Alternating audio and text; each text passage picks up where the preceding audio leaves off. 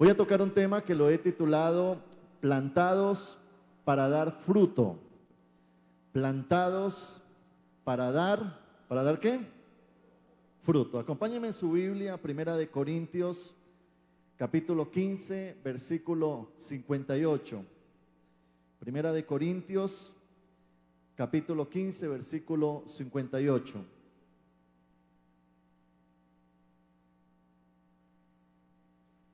Primera de Corintios, capítulo 15, versículo 58.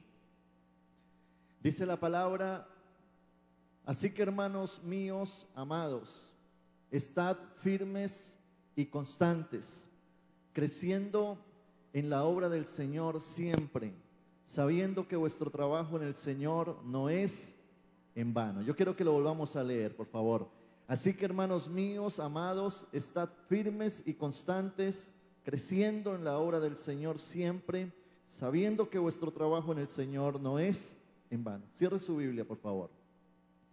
Este tema Dios me lo dio para el liderazgo de la iglesia y para toda aquella persona que le sirva al Señor. Qué interesante es entender que fuimos plantados por Dios para fructificar. Toda semilla que es plantada tiene como propósito dar fruto.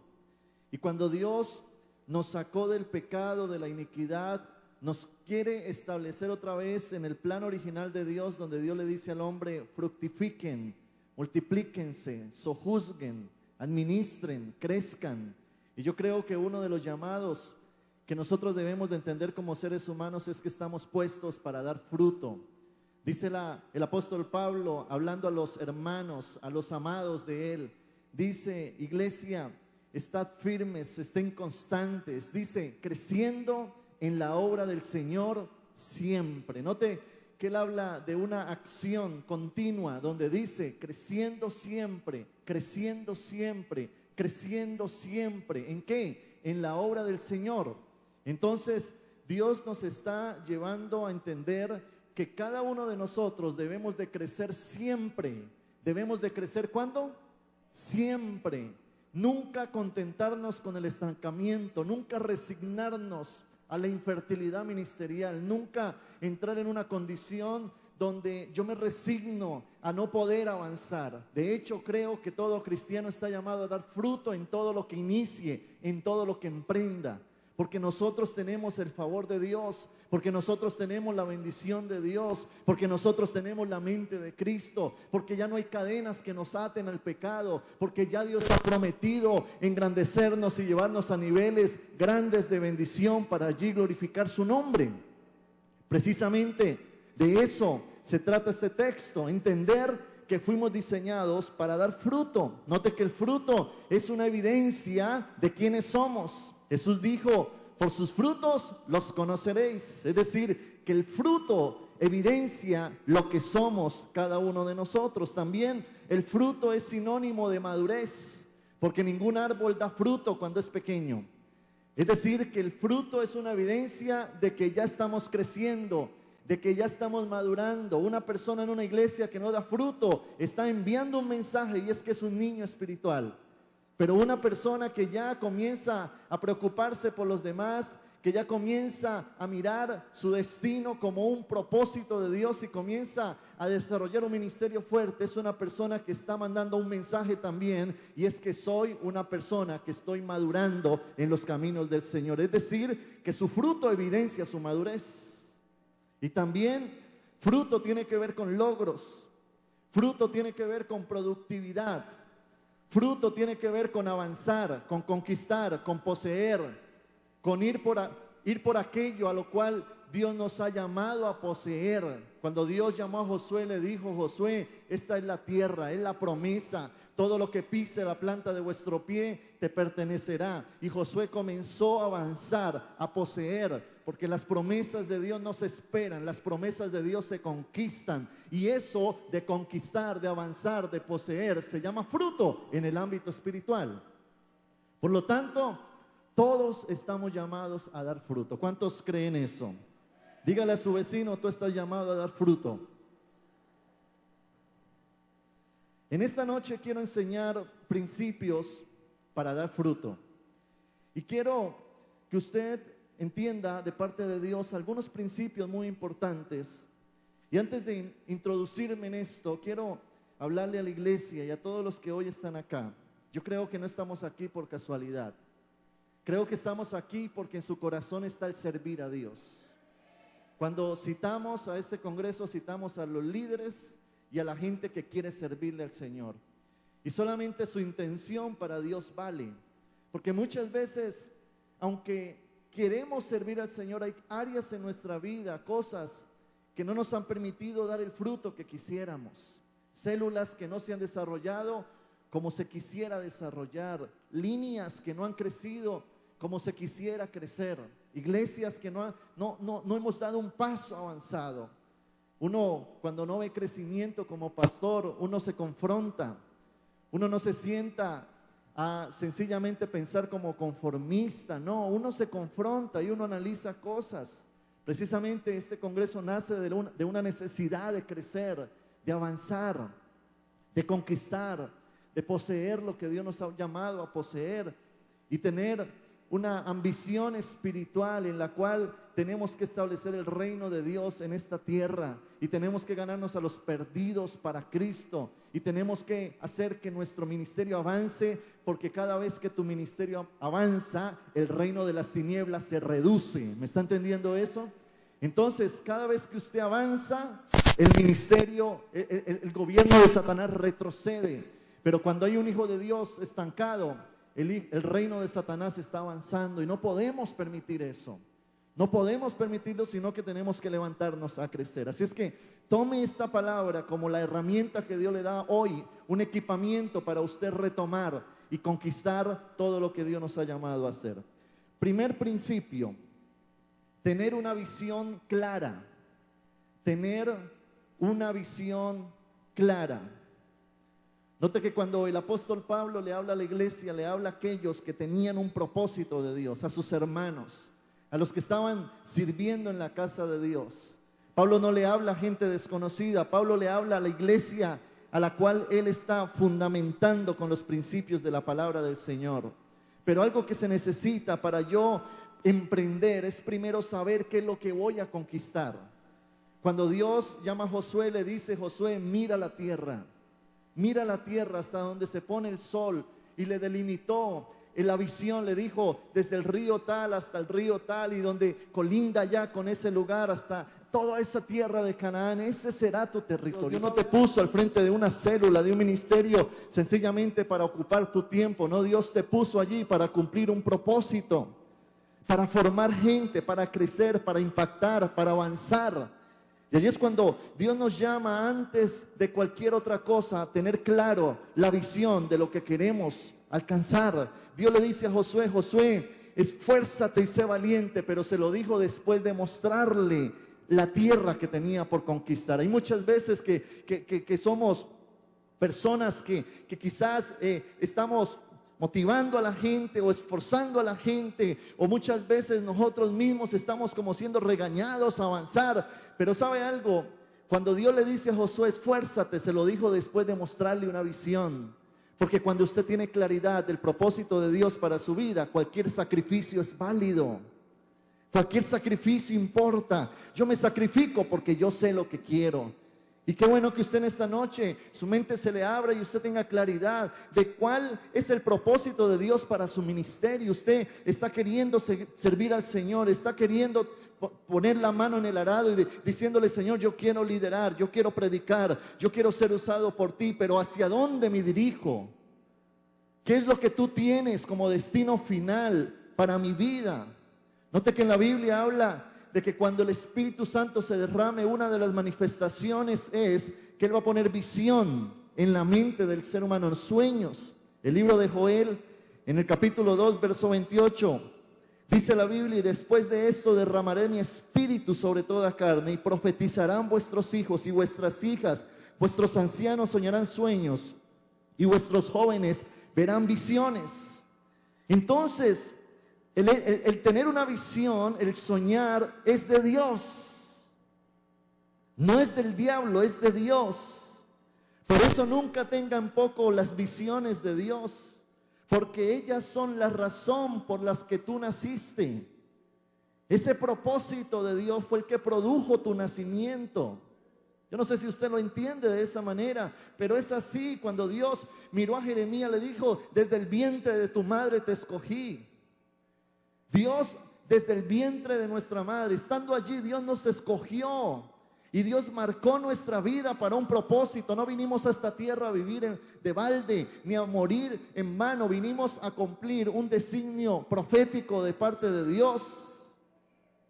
Vinimos a escribir un nuevo libro que se está escribiendo en el cielo, a marcar la historia, a cambiar destinos, a influir en gente. Por eso la palabra en el libro de Habacuc dice, Habacuc 2:2, dice: y Jehová me respondió y dijo: escribe la visión y declárala en tablas, para que corra el que leyere en ella. Note que el profeta Habacuc está diciendo: la visión es importante, no tengamos en poco lo que Dios nos dice, tomemos nota, mostrémoslo al mundo, declarémoslo en tablas, para que nosotros corramos en pos de ella. ¿Sabe algo? Los logros espirituales son el resultado de un sueño que nació en un corazón del hombre. Un día el pastor Paul Yonggi Cho, en una conferencia de liderazgo en Costa Rica hace muchos años, se paró diciendo: hoy tengo la iglesia que es más grande en el mundo, predico en las naciones, he escrito muchos libros, pero todo lo que yo tengo hoy fue porque un día lo soñé. Porque un día es decir, él estaba diciendo: yo no estoy parado aquí como el resultado de la suerte. Yo estoy parado aquí por el resultado de un sueño. El día de mañana usted va a estar en un lugar de honra, pero va a ser gracias a que usted hoy está creyéndole a Dios, a las promesas que Dios ha puesto en su corazón, a lo que Dios está mostrándole en visiones, en sueños. Cuando yo inicié mi ministerio, recuerdo que Dios me mostró lo que tenía para mi vida, y eso ha sido algo grandioso para mí. Todos estos años no he hecho más sino invertir mi vida en aquello que Dios me mostró, porque no estamos para perder el tiempo. No estamos para probar a ver qué nos resulta en la vida. Estamos para tomarlo de Dios, enfocarnos y decirle al Señor: Señor, yo quiero soñar, yo quiero visionar. Así es que yo quiero despertar en usted hoy un espíritu de visión, de sueño, y que usted salga de este lugar retomando lo que Dios le ha dado, y que usted salga diciendo: sí se puede, en el nombre de Jesús. Yo quiero retomar los sueños que un día en el secreto Dios me dio, que en ese encuentro Dios me dio, esa palabra rema que Dios puso en mi corazón, que Dios me quería usar, levantar, que Dios quería usarme frente a multitudes. Hoy retomo esos sueños y declaro que lo que Dios me dijo se cumplirá. ¿Cuántos dicen amén a eso?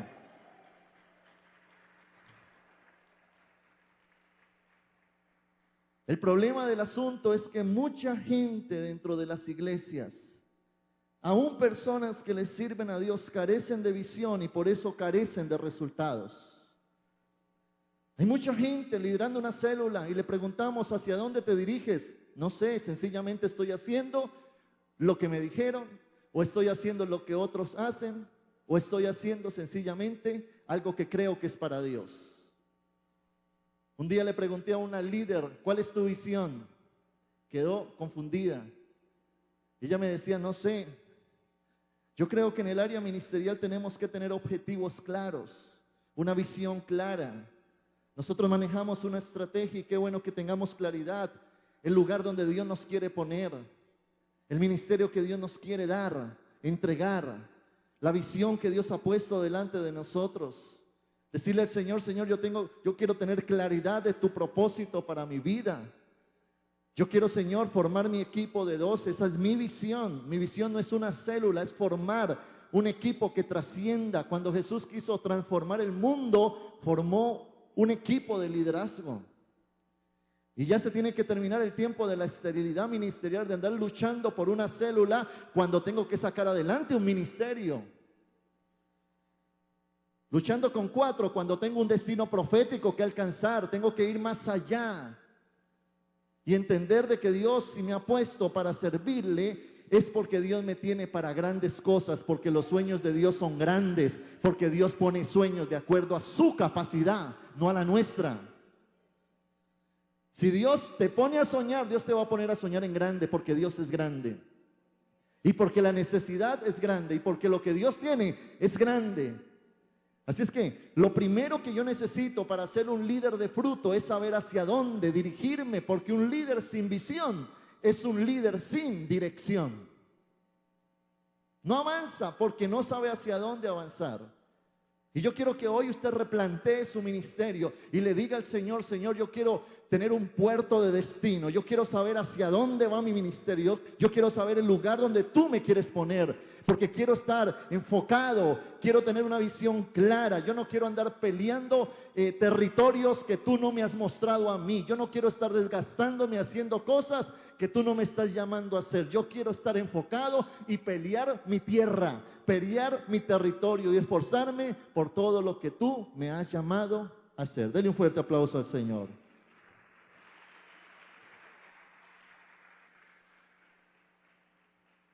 Segundo principio: estar firmes. Estar firmes. Note que el apóstol Pablo inicia diciendo: amados míos, estad firmes y constantes. Pero note que la Biblia dice estar firmes. ¿Firmes en qué? Pues en lo que Dios lo ha llamado a hacer. Estar firmes significa estar enfocados, porque nosotros no nacimos para hacer de todo, nosotros nacimos para un propósito. Cuando hablamos de ministerio, Dios nos está llamando a un propósito ministerial, a servirle a Dios de una manera, enfocado en algo, hacia un destino. Y le digo estar firmes porque el ser humano tiende, frente a la crisis, al problema, a la dificultad, a la inconveniencia, a cambiar de dirección. ¿Cuánta gente entra a una universidad en el primer semestre? ¿Y cuántos terminan el 10º semestre?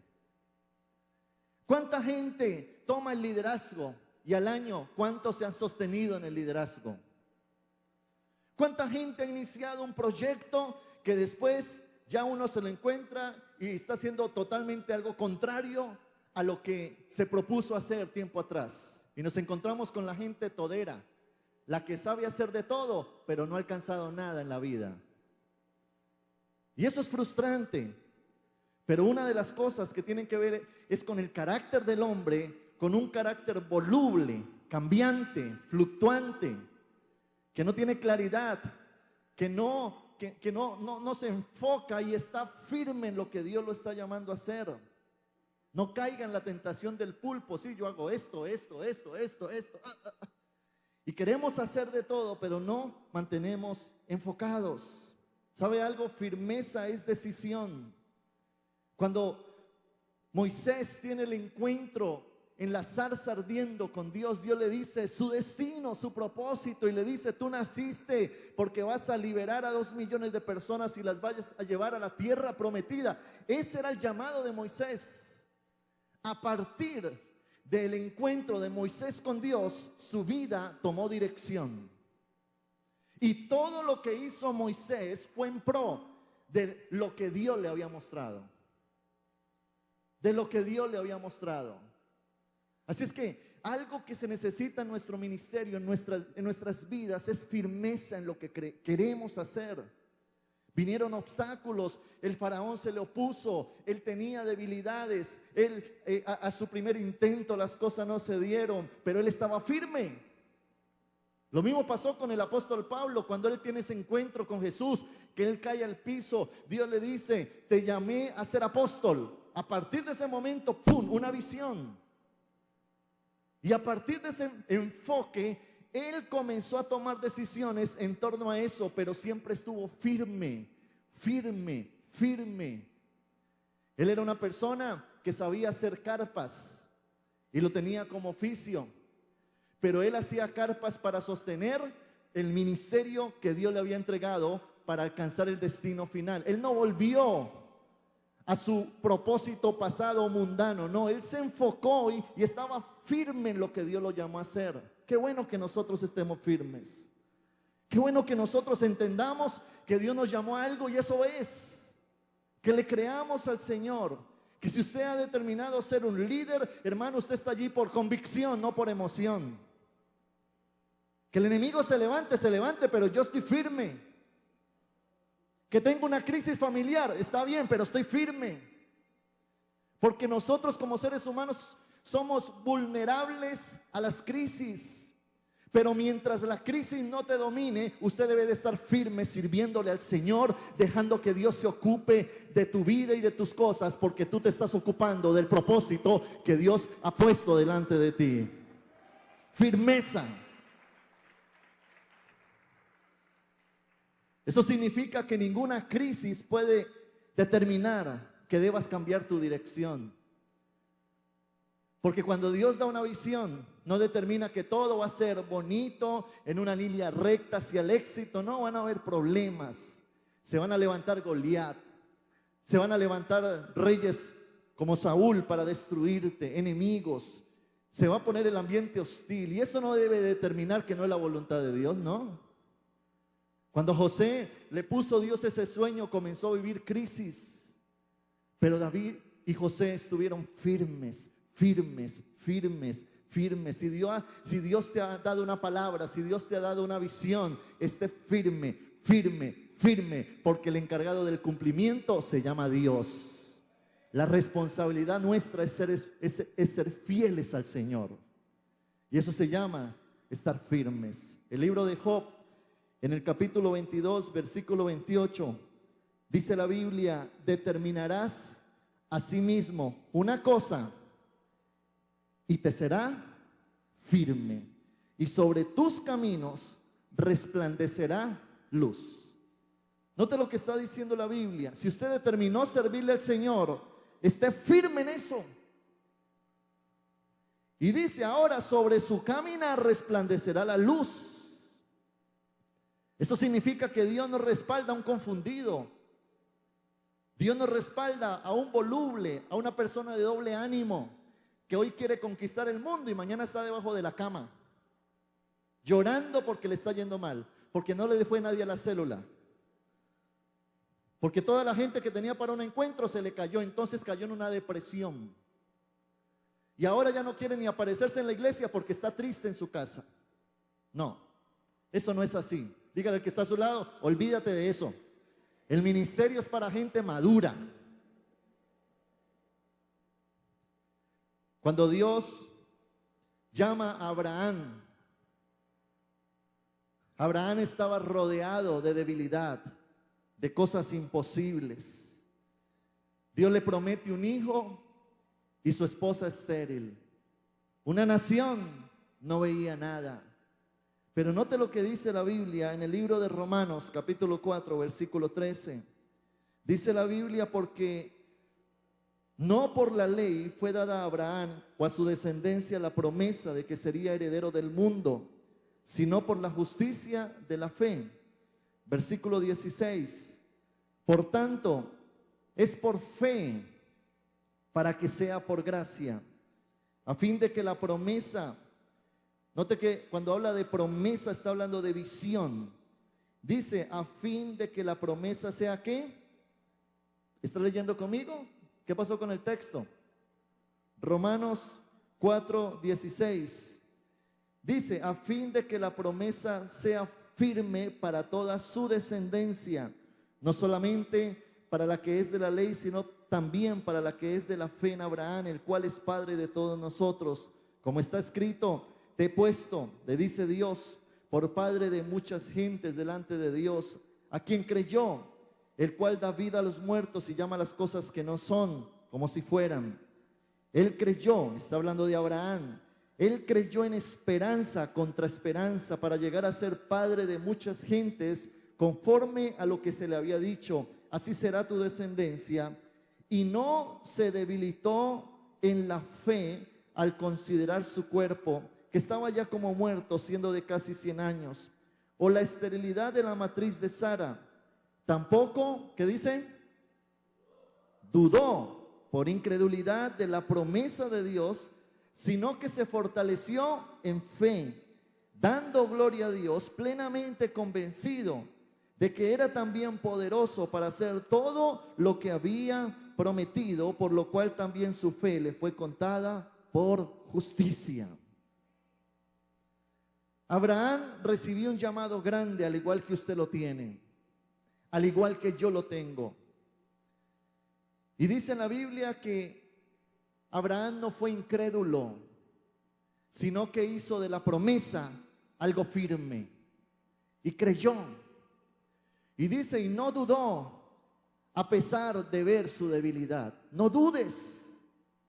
A pesar de ver tu debilidad, no dudes del llamado de Dios. No dudes de lo que Dios le ha prometido. Porque si Dios se atrevió a prometerte cosas, es porque Él también se va a atrever a llevarte al destino final.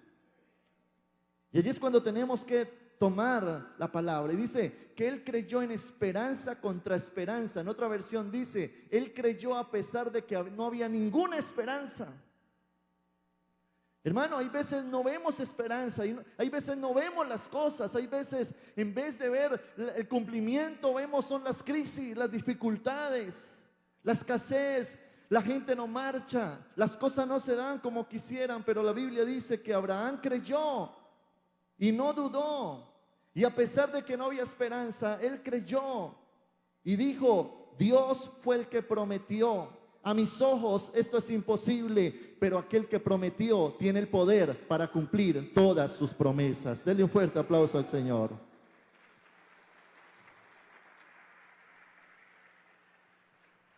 Así es que yo quiero en esta noche invitarle a que esté firme en su llamado.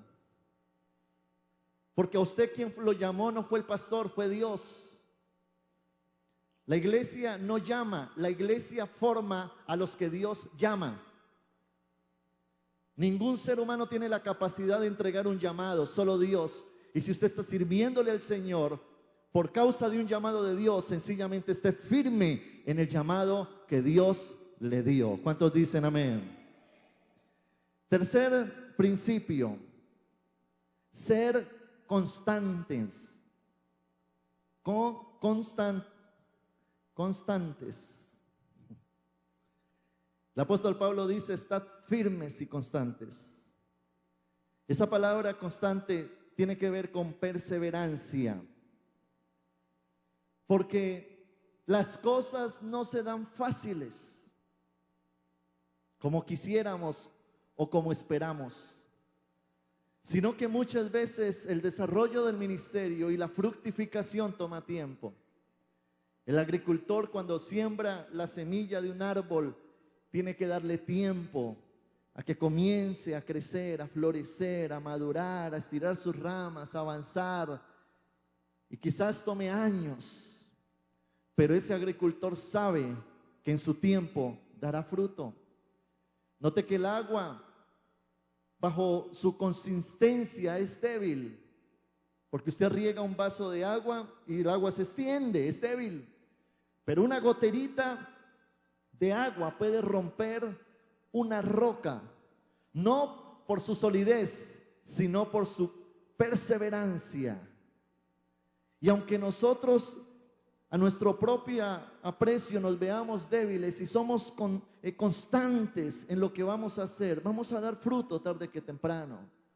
Pero tenemos que vivir los procesos con Dios, los procesos de formación, los procesos de ajuste, los procesos de conocimiento de parte de Dios, los procesos de amoldarnos al llamado.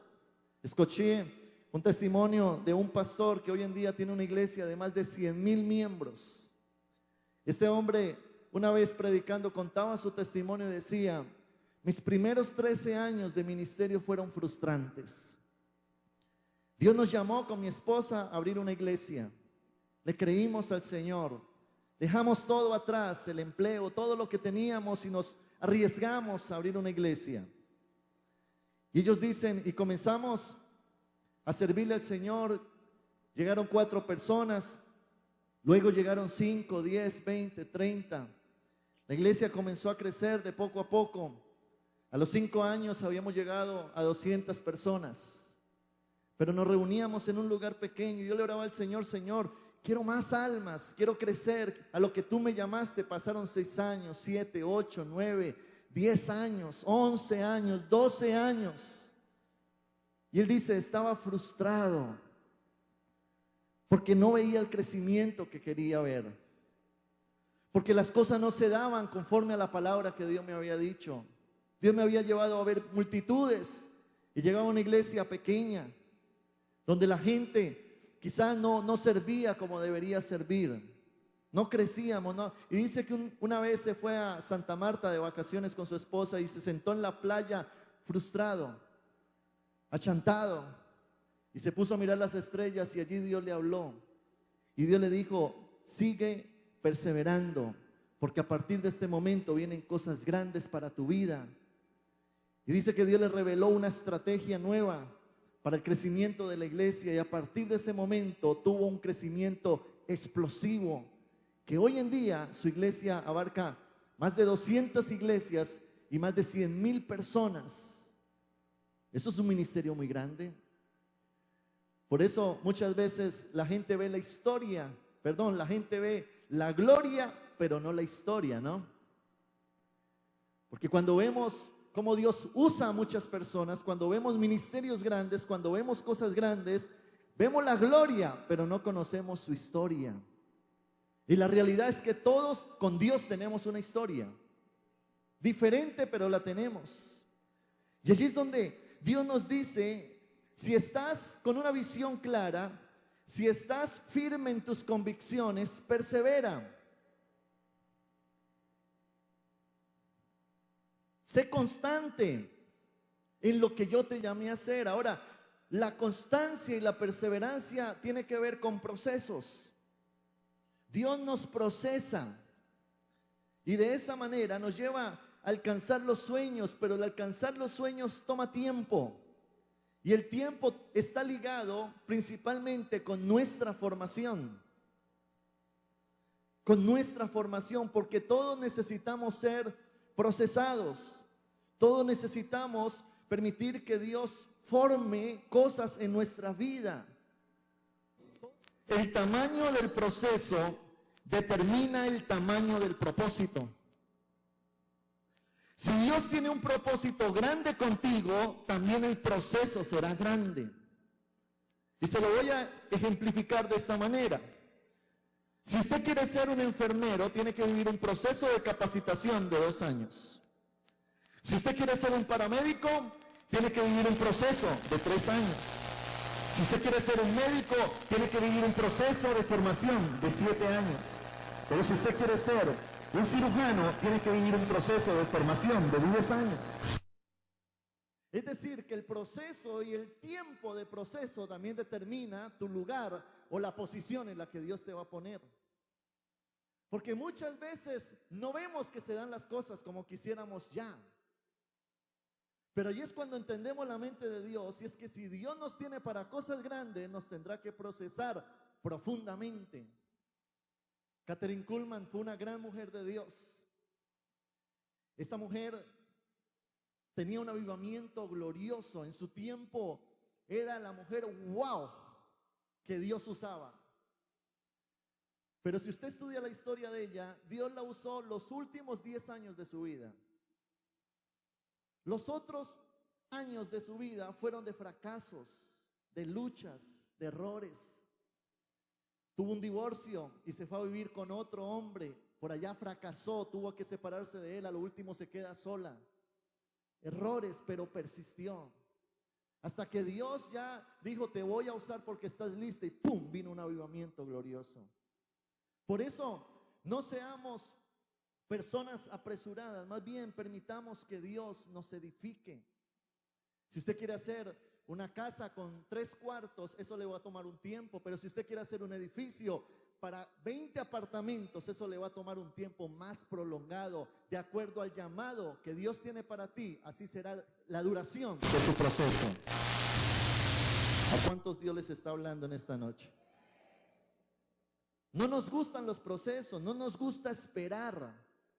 No nos gusta el trato de Dios, no nos gustan las crisis, no nos gustan las confrontaciones. Pero son necesarias para una persona que Dios ama. Porque Dios no solamente quiere ponerte en una posición importante, sino que allá glorifiques el nombre de Jesucristo y en tu carácter se refleje ese Cristo que murió en la cruz por cada uno de nosotros. Amén.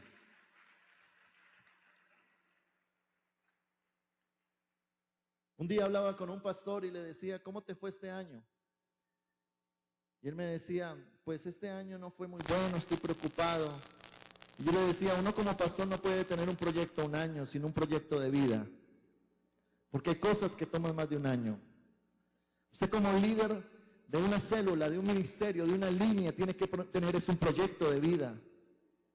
Quizás al principio no se vean las cosas, pero estás avanzando, estás creciendo. En el Japón hay un árbol que se llama bambú.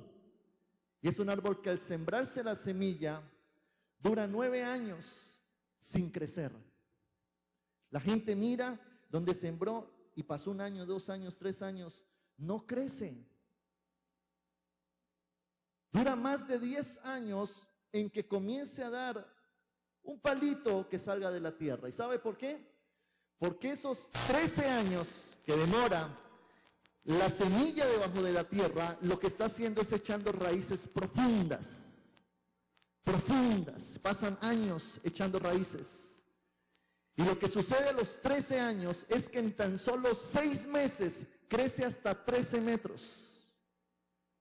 Tremendo. Y la gente quizás dirá, ese árbol es infructuoso. No avanza, no pasa nada. Échele más agua a ver.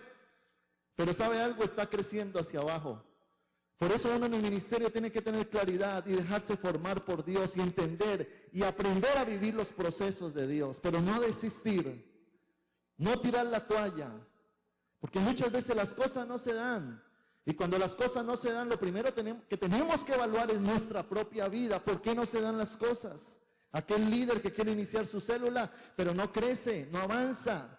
No tire eso a la borda, esté firme en su llamado, más bien métase en la presencia de Dios. Humíllese y dígale, Señor, ¿qué pasa con mi vida? ¿Qué áreas de mi vida hay que cambiar? Y quizás Dios te va a mostrar cosas y vas a crecer más y comienza a crecer tu ministerio. Pero allí es cuando tenemos que aprender a vivir los procesos de Dios. A David le tomó 15 años, a José le tomó 13 años, a Moisés le tomó 40 años. Toda persona que Dios ama la forma antes de establecerla. Eso es el amor de Dios. Amén. Cuarto principio para dar fruto. Desarrollar una estrategia.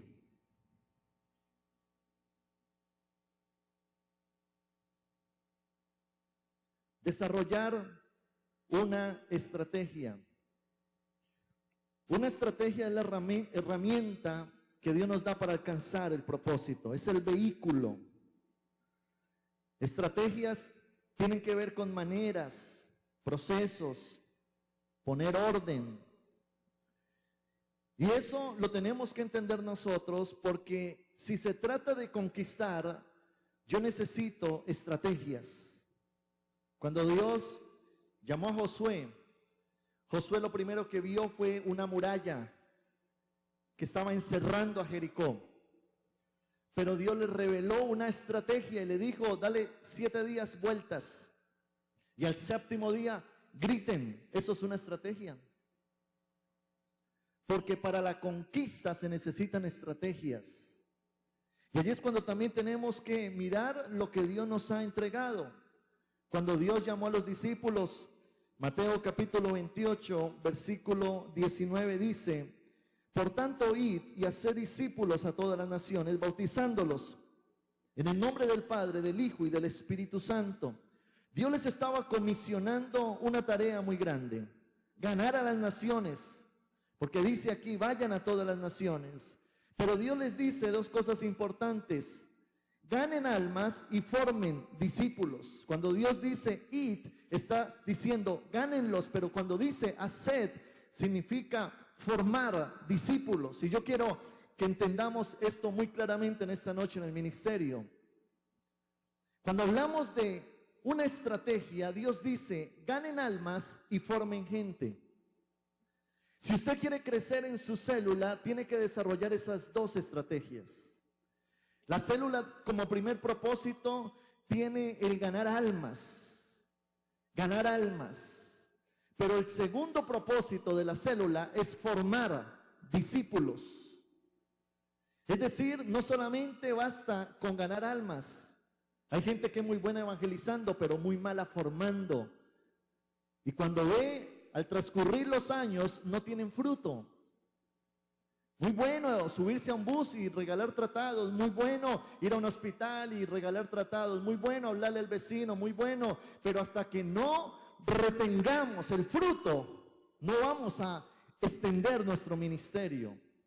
Por lo tanto, si Dios nos llama a dar fruto, entonces digámosle al Señor, voy a asumir esto que tú no me estás entregando y voy a ganar almas y voy a formar discípulos. Ahora, para ganar almas, pidámosle a Dios estrategias. Señor, dame creatividad, innovación, evangelio práctico. Quiero enseñar algo vivencial para la gente. Busque la manera de ser atractivo. Note que Jesús, cuando se propuso ganar almas, Dios le dio una estrategia. ¿Sabe cuál fue? Sanar enfermos, liberar personas, resucitar muertos. Entonces Jesús se convirtió en un show. Porque Jesús descendía del monte y comenzaba a sanar y todo el mundo comenzaba, ¿qué pasa allá? ¿Qué pasa allá? ¿Qué pasa allá? ¿Qué pasa allá? Oiga, mire esto, mire lo otro. Pero Jesús se volteaba y les decía, ahora entiendan este mensaje. El sermón del monte, cuando Jesús les hablaba, los adoctrinaba, los formaba, les enseñaba las escrituras, les enseñaba la doctrina. Porque Jesús no solamente estaba interesado en darles pan físico, sino en pan espiritual. Y eso es lo que nosotros tenemos que hacer. Y para eso usted ha recibido dones espirituales. Unos han recibido el don de la palabra, que enseñan muy bien las escrituras. Otros han recibido dones para transmitir el mensaje, para orar por los enfermos, para que la presencia de Dios caiga. Tenemos que activarnos en los dones que Dios nos ha dado y comenzar a ganar almas para Cristo. Basta ya la célula infructuosa que no gana almas, basta ya el liderazgo que no está incluyendo personas, basta ya una célula en un barrio de 1000 personas con 2 personas adentro, ya no más. Tenemos que despojarnos de eso y decirle ya no más, basta ya, voy a tomar mi territorio, voy a tomar el lugar que Dios me ha entregado, voy a servirte, Señor, pero con fruto, voy a evangelizar, voy a pedir tratado, voy a hacer convocatorias, Señor, voy a meterme contigo, que cuando la gente venga, Señor, vea la gloria de Dios en este lugar, voy a predicar una palabra, Señor, que llegue a las vidas, que transforme, no voy a cesar hasta que vea un fruto en mi ministerio. Sacudámonos de la esterilidad, sacudámonos de la pasividad, sacudámonos de la indolencia, de la indiferencia, del conformismo, sacudámonos de eso. Cada uno de nosotros tenemos un llamado de Dios, tenemos dones, tenemos palabra, necesitamos ser usados por Dios y tenemos que levantarnos a servirle al Señor. Ay, pastor, es que nadie me va a la célula, pues vaya usted por ellos. Ya no nos quedemos esperando a la gente, no nos quedemos pasivos. Mientras que las discotecas están llenas, mientras que las esquinas están llenas de jóvenes consumiendo drogas, mientras que los moteles pase un viernes en la noche y ve el parqueadero lleno, y una célula con 3 personas religiosas. Necesitamos un cambio. Necesitamos levantarnos, dice la Biblia, levántate tú que duermes. Salir de nuestro conformismo y decirle al Señor, Señor, yo voy a ganar almas para Cristo. Porque está bien que usted venga a este lugar y reciba la gloria de Dios, pero la vida práctica es afuera. No nos podemos quedar en el aposento alto, tenemos que trascender e ir a las multitudes. Allá en el aposento alto, estos apóstoles, estos discípulos recibieron fuego, llama de fuego, hablaron otras lenguas, se cayeron, parecían ebrios, borrachos allá, pero al otro día Pedro estaba predicando y se convirtieron 3000. El avivamiento tenemos que llevarlo al mundo y que la gente conozca de Cristo. Y allá se ve el fruto. Allá trabajando y sirviéndole al Señor. Ahora Dios no solamente le dice, vaya y ganen almas, sino fórmenlos, enseñándoles que guarden todas las cosas. Necesitamos ejercer nuestra función como pastores, porque si usted tiene un rebaño, eso lo convierte en pastor. El ministerio de pastor no te lo da alguien, ni un cartón lo identifica. El ministerio de pastor lo determinan las ovejas. Por eso no puede haber líderes sin seguidores, porque eso no existe. No puede haber pastor sin rebaño. Usted no puede decir, yo soy un líder en la iglesia, y mira hacia atrás, y nadie lo está siguiendo. ¿Líder de quién? Usted no puede decir, sí, yo tengo un llamado de pastor, muéstrame su rebaño. Pero si tenemos ya un rebaño, así sea de 2, 3, 4, 10, 20, 30, 100 personas, tenemos ahora que pedirle al Señor que se active ese ministerio y que tengamos la influencia sobre ellos, que podamos influir sobre las personas, que podamos exhortar a las personas, que podamos formar a Cristo en las vidas, que tengamos la persuasión para que la gente cambie. ¿Sabe qué es persuasión? Persuasión es llevar a alguien a hacer algo que la Biblia dice por su propia voluntad. Eso se llama persuasión. Necesitamos ser líderes persuasivos. Necesitamos ser líderes influyentes en las personas. Que esa gente que usted tiene, esa gente comience a crecer gracias a que Dios lo está usando a usted. Por supuesto, lo primero que se transmite es el ejemplo. Porque la gente no va a ser más de lo que yo soy. John Maxwell, en sus enseñanzas de liderazgo, dice la ley del tope. Él dice, si usted está en este nivel de liderazgo, nunca su organización va a pasar de allí. La gente no va a pasar más de lo que usted es. Por lo tanto, si usted quiere llevar su organización a otro nivel, usted tiene que subir primero a ese nivel para que luego la gente lo siga. Por lo tanto, si usted quiere que la gente suya sea grande, tenemos que subir a ese nivel para influir. Tenemos que meternos a influenciar personas con la palabra del Señor. Así es que yo quiero motivarle en esta noche a que desarrollemos estrategias que Dios nos ha entregado para desarrollar ese ministerio. Ahora, formar gente toma tiempo. Eso va a dedicar tiempo de nosotros, de dedicación a esas personas. De visitarlos, de pastorearlos, de cuidarlos, de mentorearlos, de estar con ellos. Pero la Biblia dice que crezcamos en la obra del Señor, sabiendo que la obra para el Señor no es en vano, porque cada uno recibirá la recompensa de parte de Dios. Todo lo que tú haces para Dios no es en vano. Estás haciendo una corona ya en el cielo que te espera, y Dios estará para premiarte por todo lo que estás haciendo.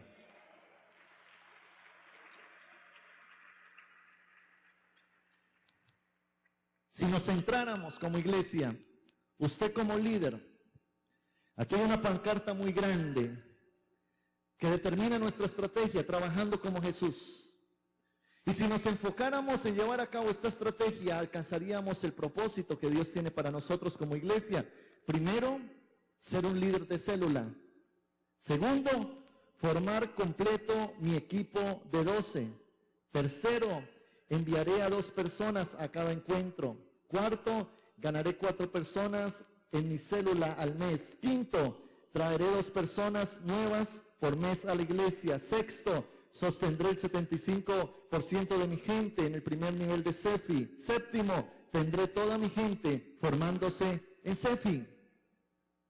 7 cosas, pasos importantes. Quizás usted lleva 10 años en la iglesia, pero nunca se ha sentado a leer eso. Y su célula no da fruto. ¿Por qué no nos organizamos bien? ¿Por qué no replanteamos cosas de acuerdo a nuestra organización? Porque hay líderes desordenados, folclóricos. Hay líderes que tienen buenas intenciones, pero malas actitudes. Y allí es donde necesitamos organizarnos como líderes. Que haya una iglesia organizada. Que haya una iglesia que sabe para dónde va.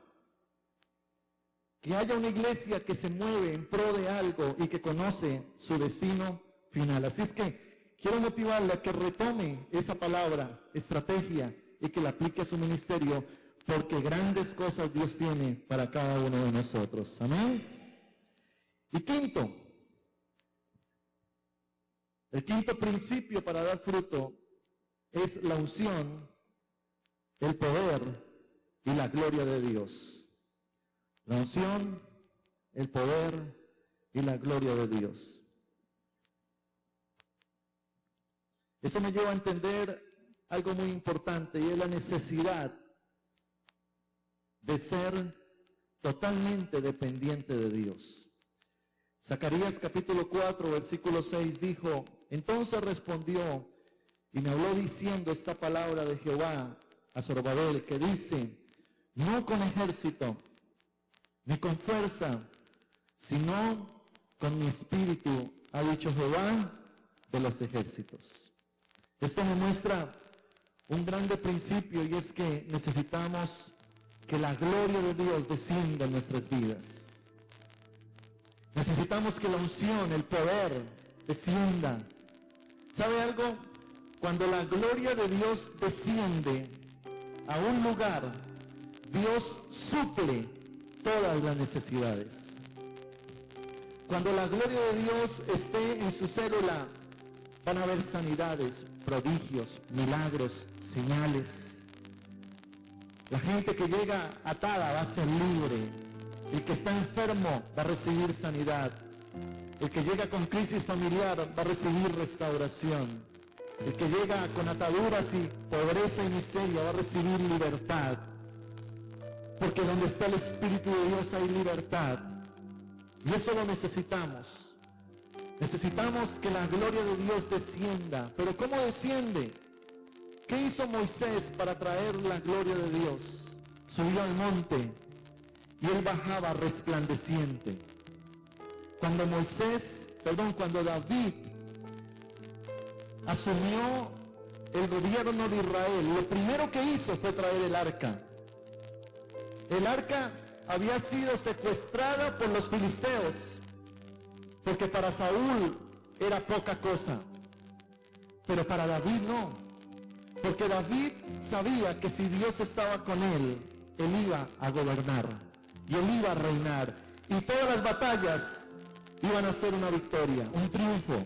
Así es que lo primero que hace David fue mandar a traer el arca de Dios.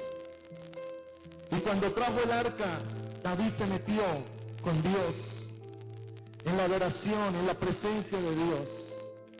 Y allí fue cuando él logró traer la presencia de Dios a Israel. Israel comenzó a extenderse, a batallar, a conquistar, a poseer. Y allí fue cuando Dios plenamente entre David y Salomón cumplió toda la promesa que Dios le dio a Abraham, que esa tierra le pertenecería. Necesitamos la gloria de Dios. Necesitamos la gloria de Dios. Necesitamos que la gloria de Dios descienda. Mire, había un gran predicador de hace como 3 siglos. Le llamaban el príncipe de los predicadores. Y él decía: cuando yo predico, lo primero que hago es meterme horas con Dios. Luego voy y me meto entre la gente y conozco la necesidad de la gente. Y en tercer lugar, los convoco y me subo al altar para que ellos vean como yo ardo. Él decía: cuando me paro a predicar, ellos ven el fuego que hay en mí. La gente no necesita palabras, la gente necesita cambios. Que cuando usted predique, la gente vea la gloria de Dios en su vida. Que cuando usted se pare a predicar, hermano, haya una nube de gloria sobre su vida. La gente comience a llorar, el pecador sea quebrantado, la persona que está enferma se pare y diga: fui sano en el nombre de Jesús. Eso necesitamos en nuestras células, eso necesitamos en nuestro ministerio, eso necesitamos en la iglesia. Provoque milagros, haga que su célula sea un centro de adoración a Dios, haga que el lugar donde usted predica pasen cosas sobrenaturales. Láncese por fe a desatar palabra, métase en la presencia de Dios, pase horas con Dios, baje una palabra del cielo, láncesela a la gente. Y usted va a ver cómo la semana siguiente la gente estará temprano tocando la puerta diciendo: quiero recibir más de lo que dan en este lugar, porque la persona que está aquí es un ungido de Dios. Necesitamos eso. Necesitamos el fuego y el poder del Espíritu Santo. A manera de conclusión, quiero retomar los 5 puntos. Primero, tener una visión clara.